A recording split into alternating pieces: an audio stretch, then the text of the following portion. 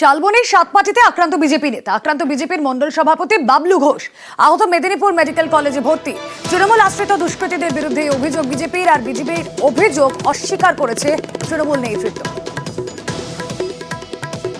যদি বাইরে থেকে ওরা লোক নিয়ে এসে নিজেদের লোককে কেউ তো চেনে না, তৃণমূলের পার্টি অফিসে ঝান্ডা মেরে দিয়ে চলে গেছে বিজেপি।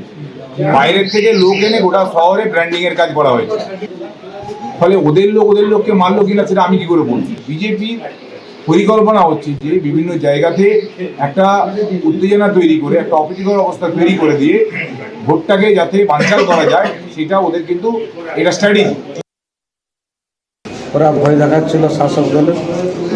ওরা বলছে বাইরের থেকে এখানে কোনো পুলিং এজেন্ট বসতে দেওয়া হবে না। 3টে বুথ তো আমরা 10-12 জন গিয়েছিলাম।